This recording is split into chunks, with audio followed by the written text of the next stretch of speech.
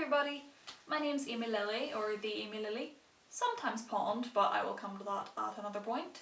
And I guess this is my first YouTube vlog, which is pretty exciting if I think about it. I've been watching YouTube videos for a good few years now and always wanted to make my own but never had the time or patience to do it. But I'm taking a gap year and just figured, you know what? Carpe diem, why not? So here I am. Yeah.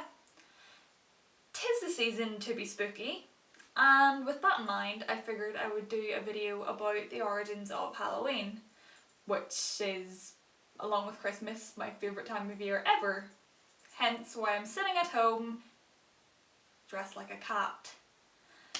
Anyway, yeah, I wasn't very organised with this and have just done it spur of the moment, so I do apologise that I'm just reading this off paper on my music stand largely, but hopefully it will still be interesting enough. So yeah, enjoy!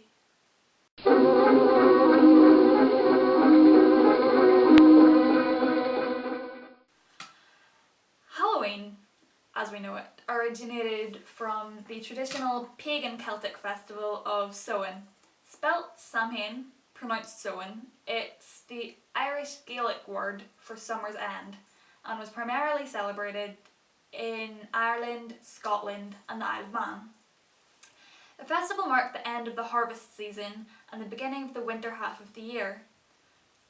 It's one of two spirit nights in the pagan calendar, with the second being Beltan, the spring festival of light and fertility. These two times of year were believed to be the time when the veil between this world and the other world is the thinnest, and therefore spirits of the dead could most readily mingle with the living. This meant that at these times pagans celebrate new life and death.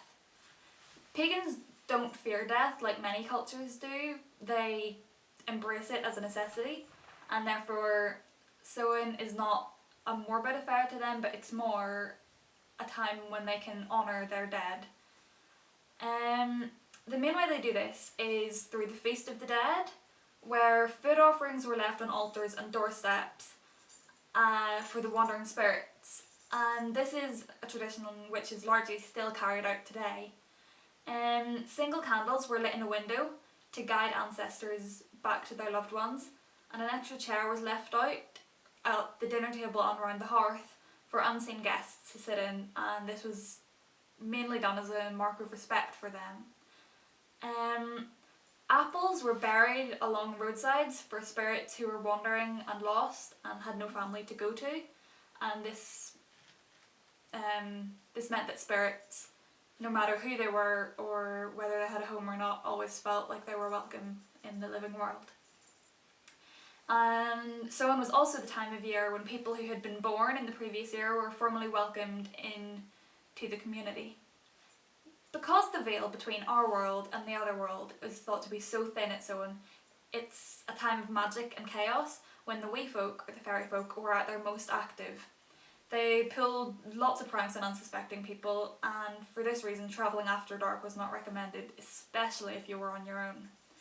Several steps were taken to ward off these evil spirits, such as carving out turnips to look like protective spirits, and people also wore disguises. For example, they would dress in white to look like a ghost, or dress as the opposite gender to fool the nature spirits.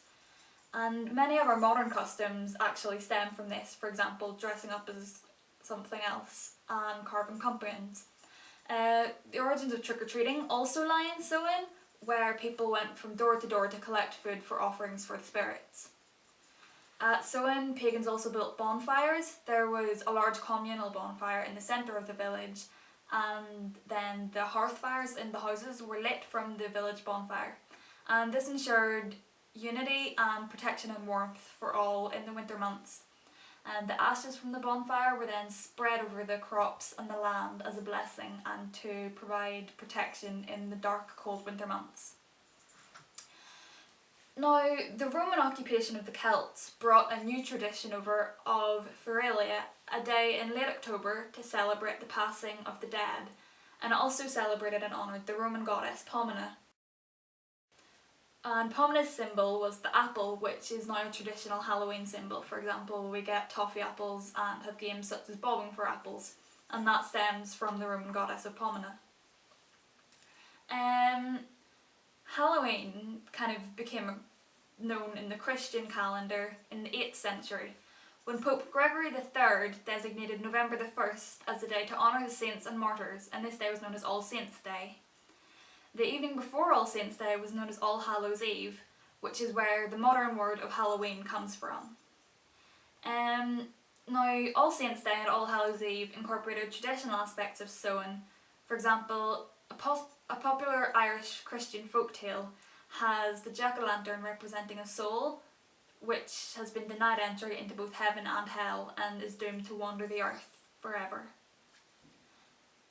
Another popular Christian tradition is Solon, which is where people bake and share soul cakes for all Christian souls.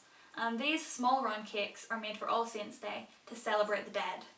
And groups of poor children would often go door to door collecting soul cakes as a means of praying for souls that are in purgatory. And this is another origin of trick-or-treating.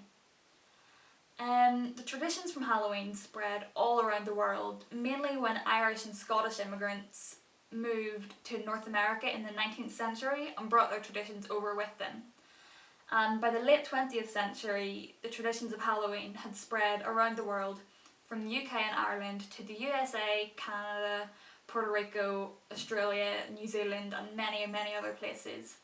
But today it's most widely celebrated in Ireland, the UK and North America. This would be where like the biggest celebrations would be. America especially embraced the traditions of Halloween, and the term jack-o'-lantern is most widely used in America. This term comes from an old folk tale where a turnip farmer named Jack encountered the devil, and he trapped him, either, depending which tale you read, either trapped him in a purse or up a tree. And the devil, in order to allow himself to be freed, made a bargain with Jack that he would never take his soul. And Jack and the devil both went their separate ways. When Jack later died as an old man, he had been too sinful during his life to enter heaven, but the devil had bargained never to take his soul. And this meant that Jack was doomed to wander the land, neither being allowed entry into heaven or hell. He asked the devil how he would see where to go, and the devil, laughing at him, threw an ember of hellfire to him that would never go out. And Jack, at the end of his wits, carved one of his turnips and placed the ember inside it. And the children of the area would often see the spirit of Jack wandering through the fields and moaning, and he was carrying his carved turnip with an ember inside it. And his lantern meant that he had the name Jack of the Lanterns, or Jack-o'-lantern. And this has therefore been passed down into the tradition of carving a turnip, or more often than not, a pumpkin. And because we put a candle inside it, it's reminiscent of Jack's lantern, and therefore we know it as a jack-o'-lantern.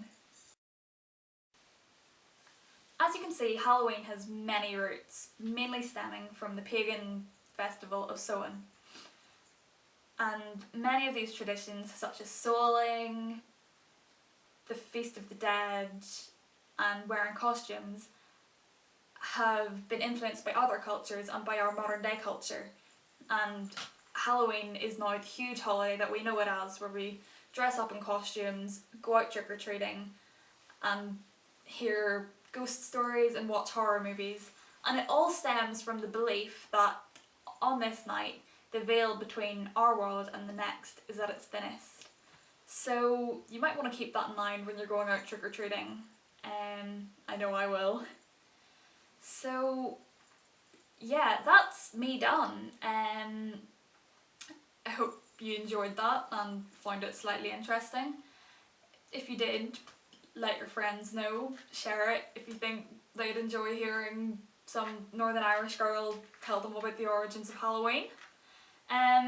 If you did like it, give it a thumbs up, and if you think you'd like to see more videos by me, Subscribe to me. I'll hopefully have some more stuff up soon. I'll be doing more vlogs, doing some covers of music, maybe a few original songs. Yeah, probably more of this, just me rambling on about stuff that I find interesting. Whether you'll find it interesting or not is another matter, but if you've watched this far, you must have found something interesting. So yeah, thank you for watching, and happy Halloween. Stay safe out there, guys. Bye.